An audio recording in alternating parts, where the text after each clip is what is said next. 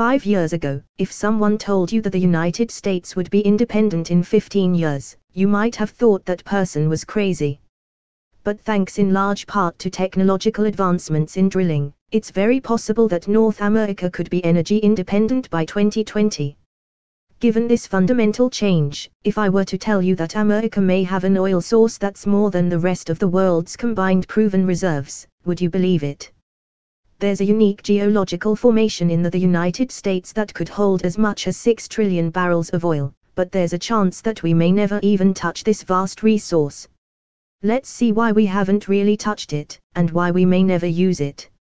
Kuragin, the Kraken of energy sources. Kuragin lies deep under the surface, and very little is known about it. Like bituminous oil sands, Kuragin is a solid organic matter that isn't extractable like traditional oil. Unlike bitumen, Kuragin can't be extracted through an organic chemical solvent.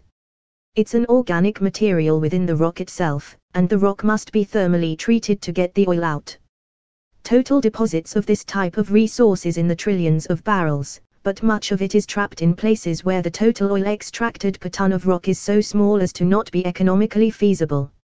For a Kuragin deposit to be even remotely feasible, the United States Department of Energy estimates that the formation would need to be at least 15 feet thick and yield more than 15 gallons per ton of rock.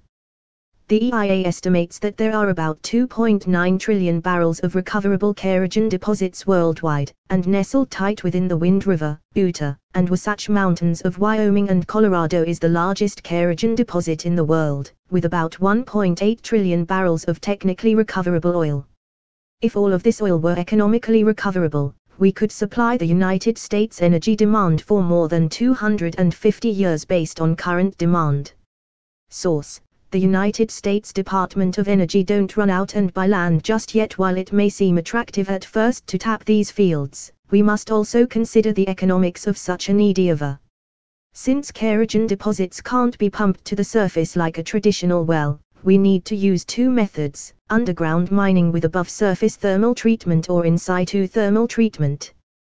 The latter is an experimental method Royal Dutch Shell, NYSE, RDSA, developed that heats the source rock over a few years until the source organic material has vaporized and can be recovered through well extraction. Several major oil and gas companies have done some research in this field and hold patents on some methods, but Shell has been the one major that has pushed the science in this field. Another obstacle for this region is that more than 80% of all the land these resources are located on is federally owned. To date, the Bureau of Land Management has offered exploration contracts to 4 companies: Shell, Chevron, NYSE, CVX, IDT, NYSE, IDT, and Oil Shale Exploration. Any way you try to do it, Kuragin extraction is extremely energy intensive and therefore expensive.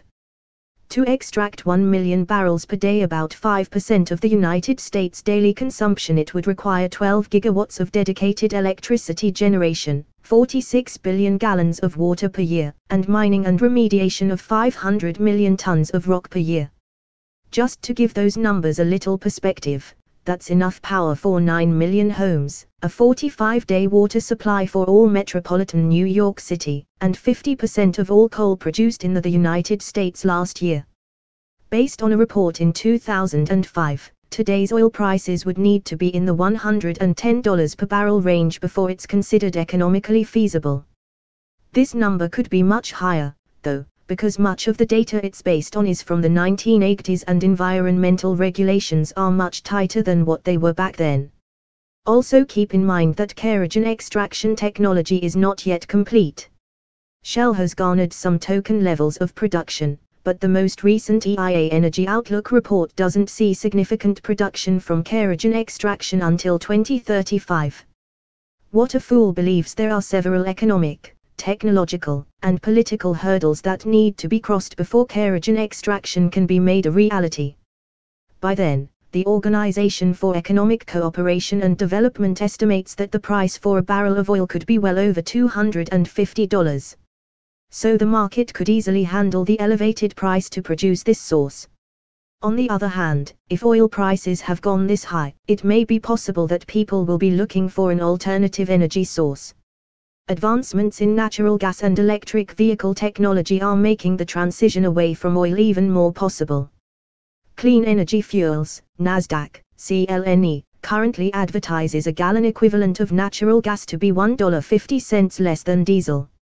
Fuel costs like this could be very attractive to fuel-heavy industries such as trucking, which consumes more than 25 billion gallons of fuel per year. The possibility that oil will reach such high prices would prove to be extremely prohibitive to economic growth. So hopefully we'll be able to diversify energy sources enough to mitigate the impact between now and 2035. It may be best to think of the Green River Formation as an in case of emergency, break glass resource. While we can hope we'll never need it, it's good to know it's there.